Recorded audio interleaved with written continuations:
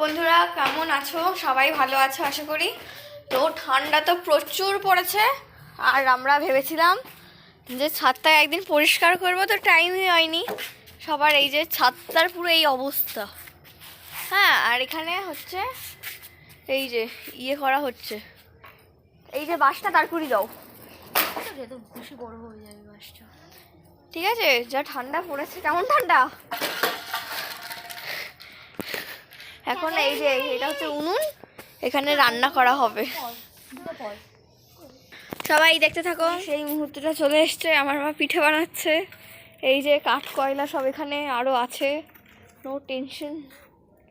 কীভাবে দিতে হয় আমার মা এখনও জানে, আমার মা আগেও রান্না করেছে।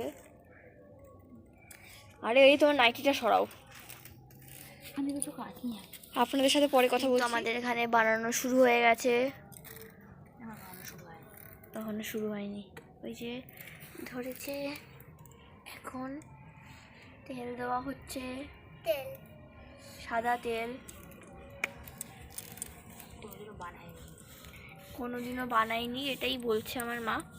এই পিঠে বানিয়েছি, কিন্তু এরকম মাটির সরায় কখনো বানাইনি। তো কেমন লাগছে? পটি লাগবে, দেখা যাক। কোথা দিয়ে শিখিস এইসব কথাবার্তা? ঠিক আছে, সরি। ইমা দেখ, বারবার নিভে যাচ্ছে, চুপ কর।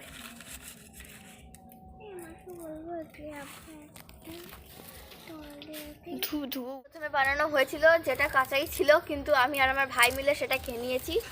আরও একটা, হ্যাঁ, আর একটা হয়েছে, বানিয়েছে। এটা হচ্ছে এই যে,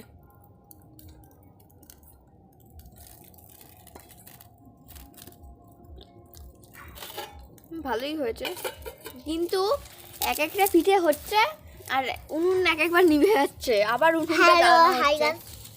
বল। তো দেখতে থাকো। আর এর মধ্যে এই ছাদে বসে আছি, তার মধ্যে ফোন করেছে হলো আমার এক বান্ধবী, তার সাথে আবার কতক্ষণ কথা বললাম। তো এখন ওই যে নিভে গেছে।